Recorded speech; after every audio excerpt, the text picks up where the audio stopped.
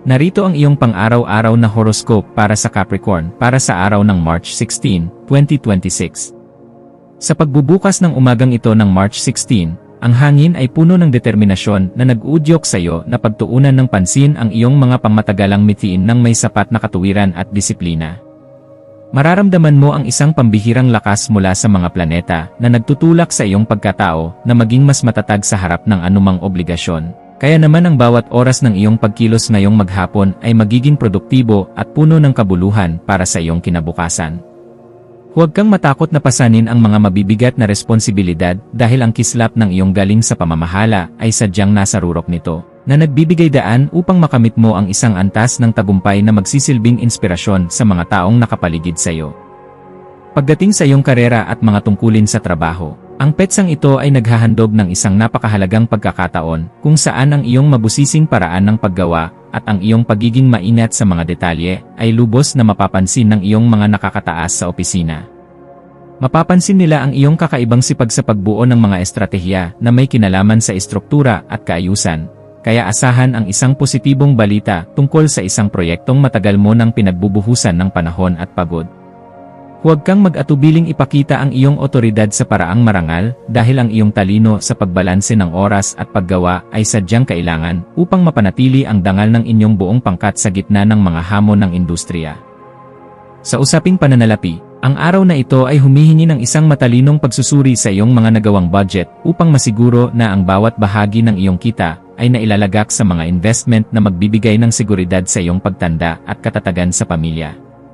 Maaaring may lumitaw na oportunidad para sa isang ari-arian o isang investment na may kinalaman sa lupa at konstruksyon, ngunit kailangan mong maging mabusisi sa bawat pahina ng kontrata bago mo ibigay ang iyong pahintulot para sa pondong ito.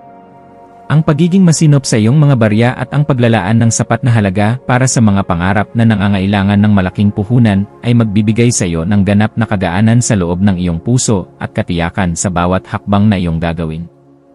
Ang aspeto ng pag-ibig at pakikipag-ugnayan para sa Capricorn ay nasa isang yugto ng napakalalim na pagpapahalaga sa katapatan ng layunin at seryosong pagkilala sa halaga ng pagkakaroon ng isang katuwang na kasing tatag mo sa paninindigan. Ang pagpapakita ng iyong pagmamahal sa pamamagitan ng pagbuo ng mga plano para sa inyong hinaharap o ang pakikipag-usap ng mahinahon tungkol sa inyong mga responsibilidad ay lalong magpapatatag sa inyong ugnayan sa bawat sandali ngayong maghapon. Para sa mga naghahanap pa ng makakasama, ang iyong kagalang-galang at seryosong aura ay magsisilbing magnet para sa mga taong naghahangad ng isang partner na may matibay na prinsipyo at marunong magpahalaga sa tunay na ganda ng isang relasyong may malinaw na direksyon at sapat na respeto. Ang iyong kalusugan ay dapat maging isa sa iyong mga pangunahing prioridad sa pamamagitan ng pagbibigay ng sapat na atensyon sa iyong mga tuhod, buto, at sa iyong pangkalahatang antas ng sigla na maaaring makaramdam ng paninigas dahil sa sobrang pagtatrabaho sa harap ng kompyuter o sa opisina. Ang iyong katawan ay humihiling ng sapat na pahinga at pag-inom ng gatas o mga pagkain mayaman sa calcium upang mapangalagaan ang iyong lakas habang tinatapos mo ang iyong mga mabusising obligasyon ng may sapat na katuwiran at sigla.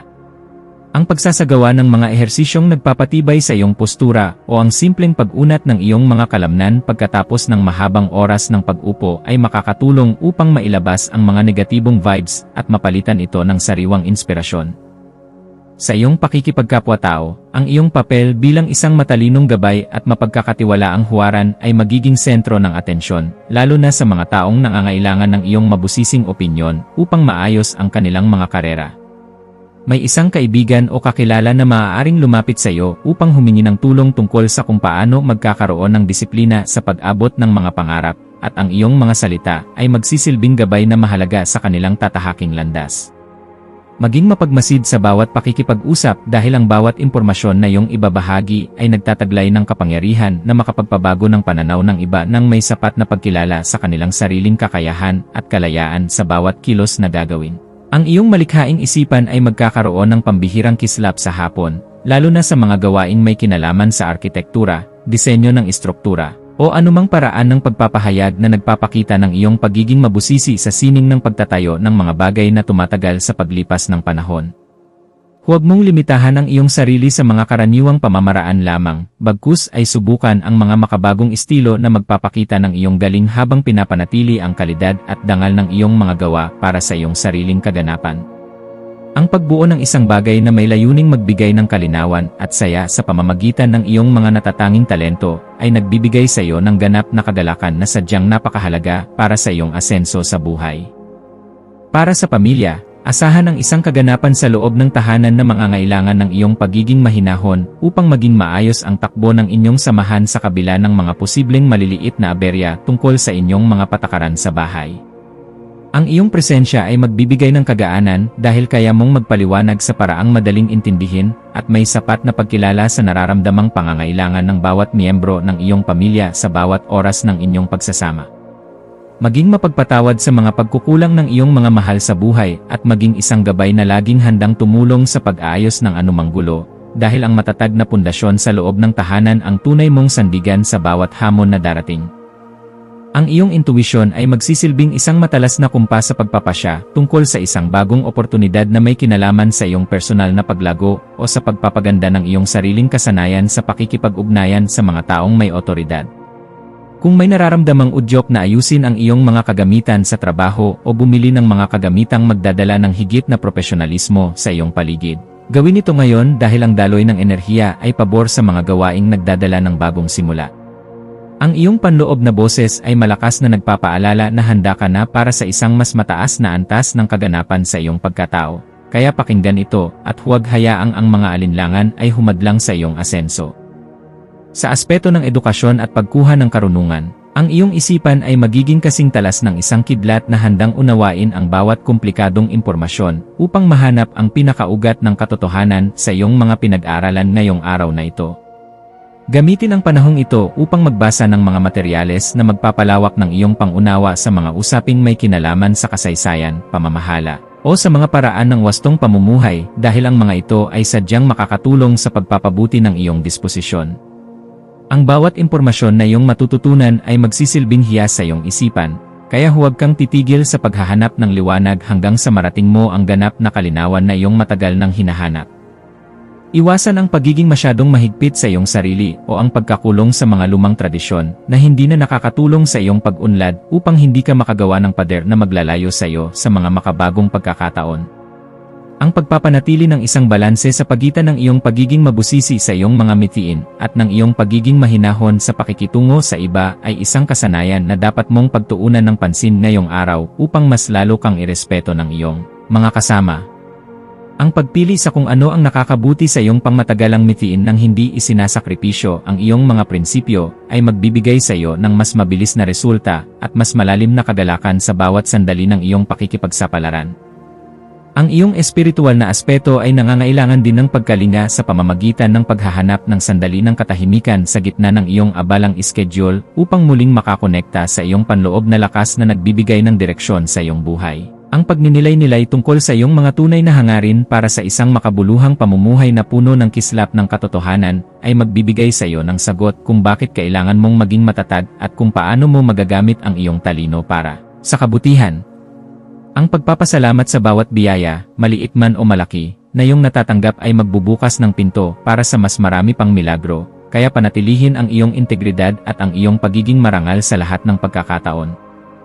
Maging mapagmasid sa mga dokumento, email, o mga mensaheng iyong matatanggap ngayong hapon, lalo na ang mga may kinalaman sa iyong mga personal na proyekto, kontrata sa trabaho, o mga legal na usapin na may kinalaman sa iyong mga ari-arian, at siguraduhin na naintindihan mo ang bawat detalye.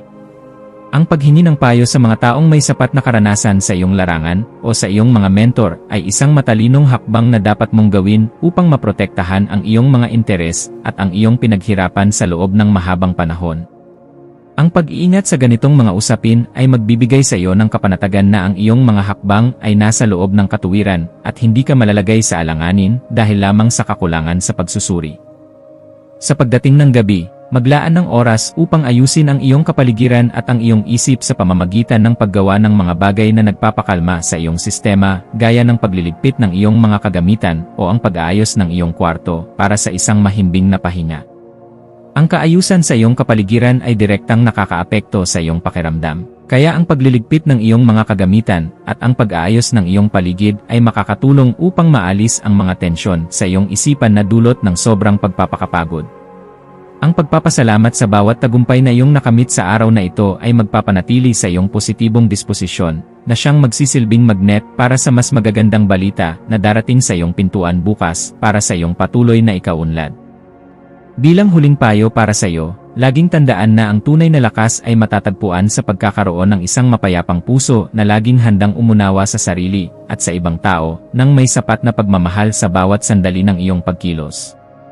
Manatiling nakatutok sa iyong sariling landas habang nagpapakita ng malasakit sa mga taong nasa paligid mo, dahil ang kaganapan ng iyong pagkatao ay matatagpuan sa pagbabahagi ng iyong liwanag ng may dangal sa lahat ng pagkakataon na ibinibigay sa iyo. Hayaang ang liwanag ng karunungan ang maging gabay mo sa pagtahak sa daan ng iyong mga adhikain, at maniwala ka na sa bawat pagsusumikap mo na magpakita ng kabutihan, mayroong magandang bukas na naghihintay para sa iyo.